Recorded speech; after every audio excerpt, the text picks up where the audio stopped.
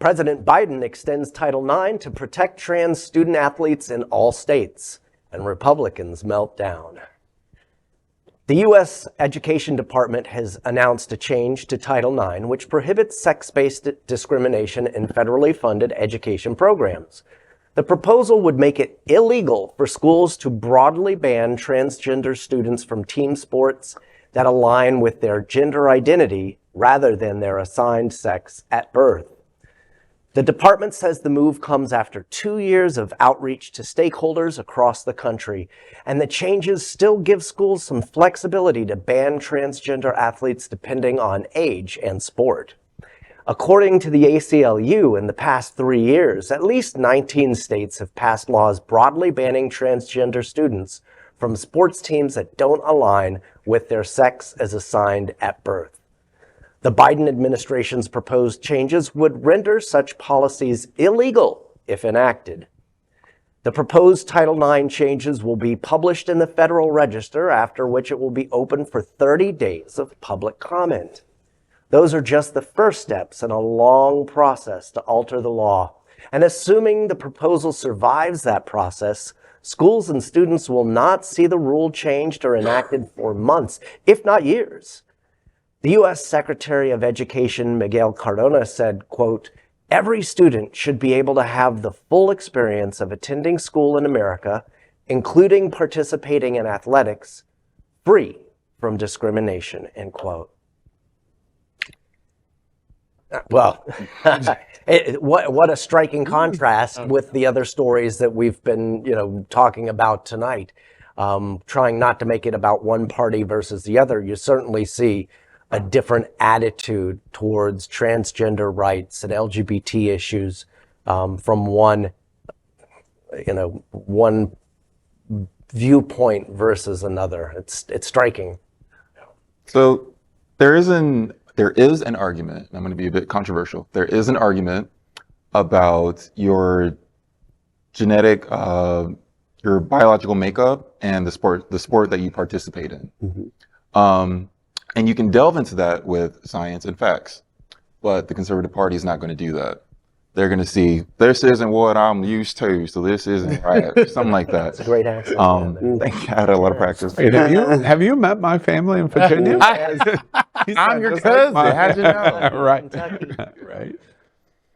The Title IX, if I may be incorrect, is about federal funding, correct? Yes. So my worry is that if I'm the education in Broward County or in the state of Florida, and we say, well, we're not going to follow this, and then they're going to say, well, we're going to lose funding, and then they're going to blame the liberal agenda on allowing this to happen, and so the backlash is, Biden is going to end up with this taking away funding for education programs, and that's there's always a way to spin that this is going to now just going to continue to to create more, and I think you're seeing across the country. I don't know if we did the story here, but my family is from West Virginia, and there in Bridgeport, West Virginia, there was a story about that they allowed a trans student to compete in the sport of the gender that they were identifying as. And so,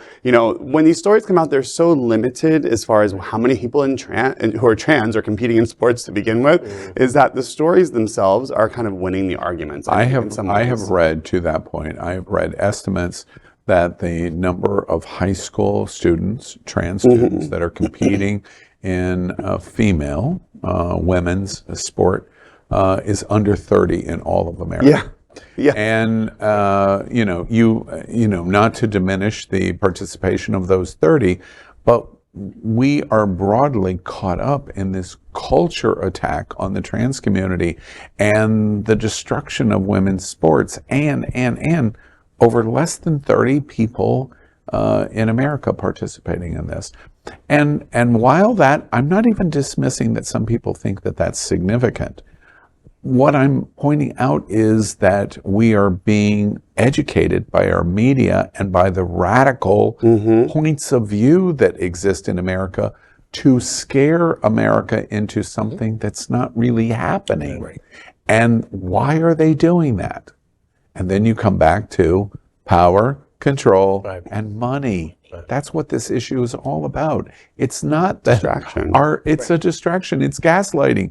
It's not that the dramatic destruction of American society is happening. It's because we want to make money and we want to be in control, which is very sad. We are Queer News Tonight, the world's first and only live daily LGBTQ+ evening news show from Happening Out Television Network. In the model of PBS and NPR, we educate, inform, and entertain by supporting the 10 pillars of the LGBTQ+ community, with more than 100,000 a week watching on Roku, Apple Television, and other channels. To keep the stories going, we accept donations with 100% transparency. Stay updated and live authentically with Queer News Tonight.